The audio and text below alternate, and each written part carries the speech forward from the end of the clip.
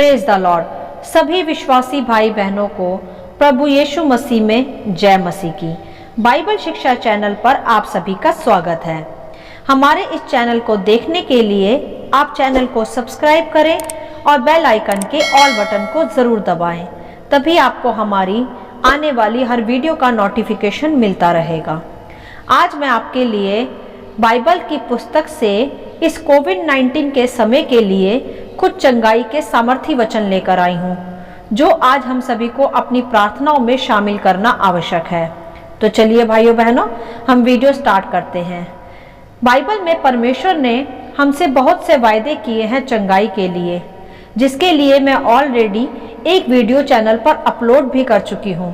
परंतु इस महामारी के चलते परमेश्वर ने फिर से अगुवाई की कि मैं आपके साथ फिर से कुछ सामर्थी वचनों को शेयर करूं, जिन्हें आज आप अपनी प्रार्थनाओं में शामिल कर सकते हैं विश्वास के साथ, और आप अपनी चंगाई को भी प्राप्त कर सकते हैं।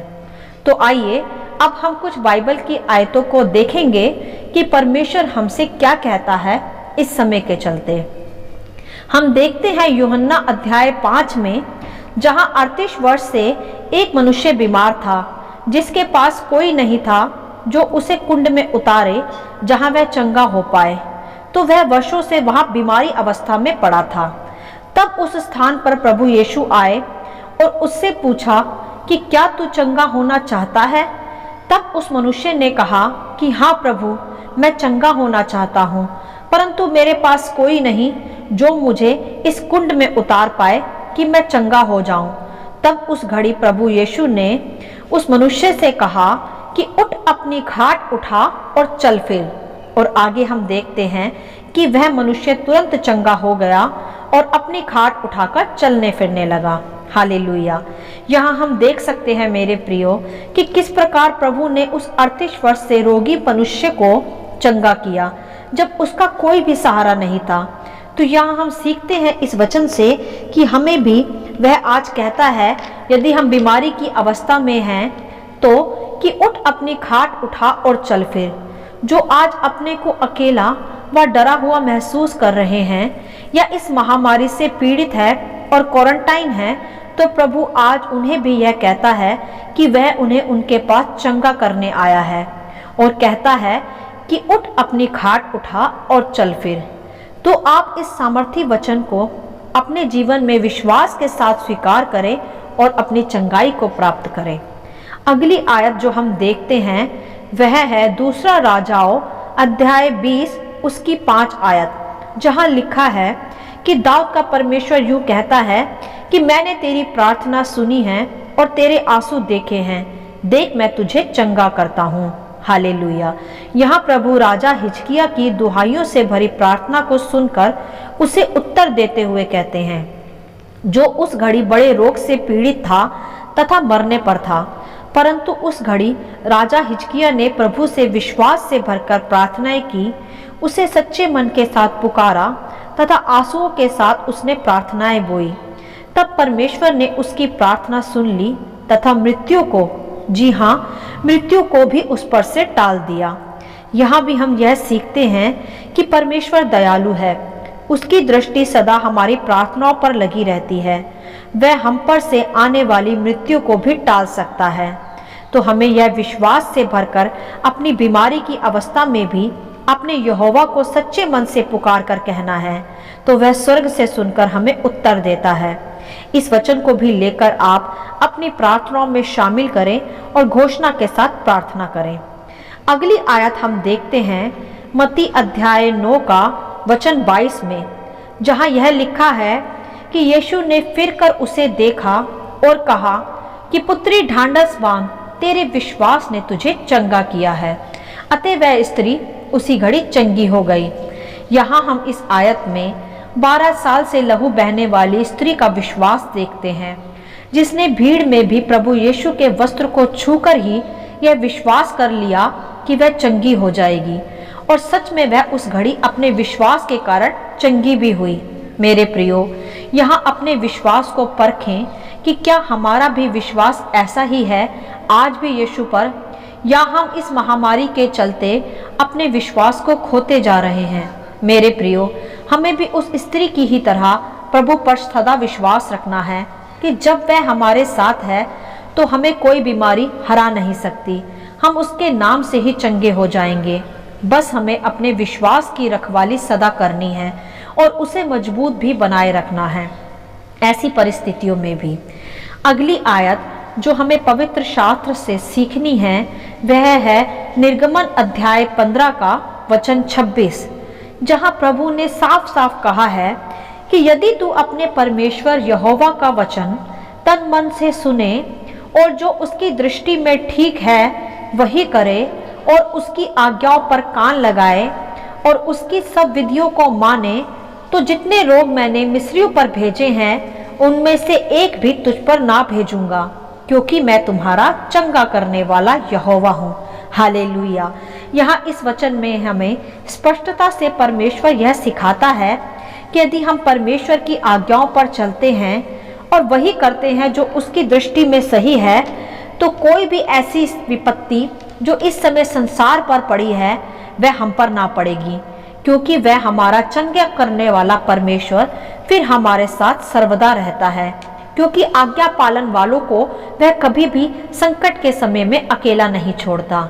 तो आप इस वचन के आधार पर जीवन जिए तथा विश्वास रखें कि जितनी भी विपत्तियां इस महामारी के रूप में बाहर फैली हैं उनमें से एक भी हम पर ना पड़ेगी, और इस वचन के आधार पर प्रार्थना करें।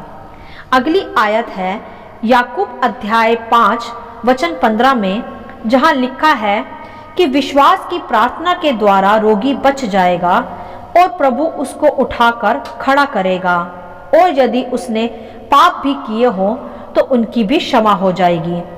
यहाँ इस आयत में प्रभु ने प्रार्थना की शक्ति को प्रकट किया है तथा विश्वास को, जिसके द्वारा एक रोगी व्यक्ति चंगा हो सकता है।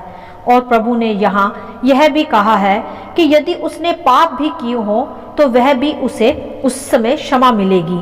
तो आप भी इस समय के चलते अपने सभी जाने अनजाने में किए हुए अपराधों की क्षमा मांग सकते हैं, क्योंकि यहोवा परमेश्वर दयालु है, करुणा निधान है। वह आपको क्षमा भी करेगा तथा चंगा भी रखेगा तथा इस बीमारी से, महामारी से बचाकर सुरक्षित रखेगा। बस आप अपने विश्वास को बढ़ाएं तथा अपनी प्रार्थनाओं में इस वचन को भी शामिल करें। अगली आयत हम देखते हैं इसी याकूब के अध्याय 5 के अगले वचन 16 में, जहां प्रभु ने फिर से कहा कि इसीलिए अपने पापों को परस्पर स्वीकार कर लो तथा एक दूसरे के लिए प्रार्थना करो जिससे तुम चंगे हो जाओ, क्योंकि धर्मी जन की प्रार्थना के प्रभाव से बहुत कुछ हो सकता है। हालेलुया। यहाँ फिर से सीखे मेरे प्रियो कि प्रभु हमसे इस समय क्या चाहता है। हम सब अपने अपने पापों को ईमानदारी से एक दूसरे के सामने तथा परमेश्वर के सामने मान ले, तथा यदि किसी के प्रति हमने कोई बुरा किया हो तो उसे स्वीकार कर ले तथा क्षमा मांग ले। और इस समय के चलते प्रभु हम धर्मी जनों से यह कहता है कि हम एक दूसरे के लिए निरंतर प्रार्थनाएं करें, क्योंकि धर्मी की प्रार्थना से बहुत कुछ हो सकता है। तो हमें भी अपने क्षेत्र के लिए, अपने लोगों के लिए इस महामारी के समय में निरंतर प्रार्थना करनी चाहिए तथा अपने सभी अपराधों को प्रभु के सामने ईमानदारी से स्वीकार कर सच्चे मन से क्षमा मांगनी है, तो वह हमें सदा चंगाई की आशीष दिए रहेगा। अगली व आखिरी आयत जो अब हम देखते हैं वह है यशायाह अध्याय 53 का वचन 5, जहाँ स्पष्ट रूप से यह लिखा है कि परंतु वह हमारे ही अपराधों के कारण घायल किया गया, वह हमारे ही अधर्म के कामों के कारण कुचला गया, हमारी ही शांति के लिए उस पर ताड़ना पड़ी कि उसके कोड़े खाने से हम चंगे हो जाएं। हालेलुया। यहाँ इस वचन में सब कुछ स्पष्ट रूप से लिखा है कि हमारे प्रभु यीशु ने हमारे सभी अपराधों के लिए, हमारे सभी अधर्मों के लिए कोड़े खा लिए हैं, अर्थात हमारे पापों का, हमारे अधर्मों का दंड तो वह भुगत चुका है तथा अब हम पर कोई ताड़ना नहीं पड़ सकती। हमें यह सदा विश्वास करना है कि इस कोरोना महामारी के लिए भी हमारे प्रभु ने हमारे लिए कोड़े खा लिए, तो हमें डरने की अब कोई आवश्यकता नहीं है। बस हमें अपने जीवन में, अपनी प्रार्थनाओं में इस वचन को विश्वास के साथ शामिल कर घोषणा करनी है और इस कोरोना के चलते डरना या घबराना नहीं है। जब हमारे प्रभु ने हमसे इन आयतों के साथ वायदे किए हैं तो हम क्यों घबराएं या डरें। बस विश्वास रखें कि परमेश्वर हमारा शरण स्थान और गढ़ है तथा वही हमारे छुपने का स्थान है, क्योंकि बाइबल दर्शाती भी है कि जो परम प्रधान के छाए हुए स्थान में बैठा रहेगा वही सर्वशक्तिमान की छाया में ठिकाना पाएगा। तो सदा हर विपत्ति में, हर संकट में और हर घड़ी परम प्रधान के छाए हुए स्थान में अर्थात उसके विश्वास में, प्रार्थना में, आज्ञा पालन में सदा बने रहे, तो कोई भी विपत्ति फिर आपका कुछ भी बिगाड़ नहीं सकती।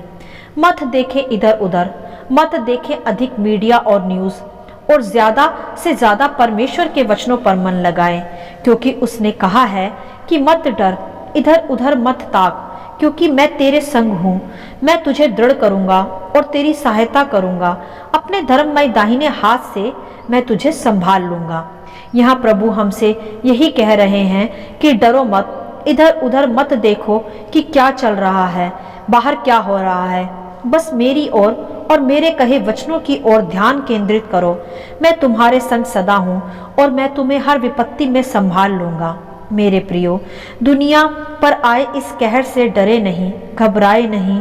जो हो रहा है उसे होने दें। बस आप धर्मी जन होने के आधार पर निरंतर अपने क्षेत्र, अपने देश के लिए, अपने प्रियजनों के लिए प्रार्थना करते रहें तथा आज्ञाकारिता में चलते रहें, विश्वास में दृढ़ बने रहें, तो यह कोरोना का संकट आपका कुछ भी बिगाड़ नहीं पाएगा।